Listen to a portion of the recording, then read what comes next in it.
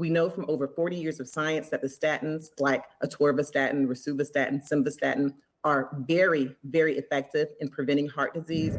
Are Americans being aggressive enough when it comes to lowering risk factors connected to heart attacks, strokes? The American Heart Association and some physicians are wondering if we should be doing more. This is in response to a new study which correlates your age, risk factors, and the recommendation for statins.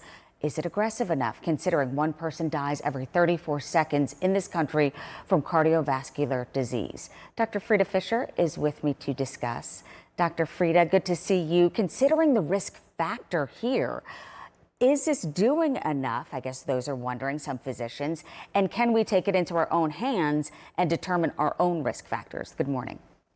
Good morning, Susan. Well, absolutely. Heart disease is the #1 killer in the United States of both men and women. And with this new recommendation from the U.S. Preventive Service Task Force, it's actually not as aggressive a recommendation as the American College of Cardiology and American Heart Association. So with this recommendation, if you are between the ages 40 and 75, and if you have at least one risk factor like diabetes, smoking, high blood pressure, and a 10% risk in the next 10 years of having your first heart attack or stroke, then it's recommended that you take a statin.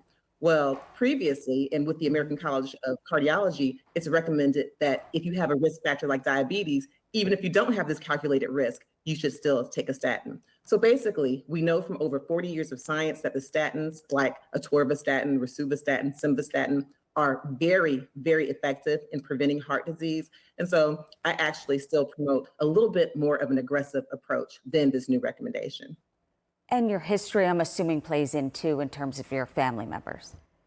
Absolutely. When we calculate your percent risk of having a heart attack, we look at your family history, your age, your sex, your race, your other risk factors. All of it is part of the calculation that your physician can do with you.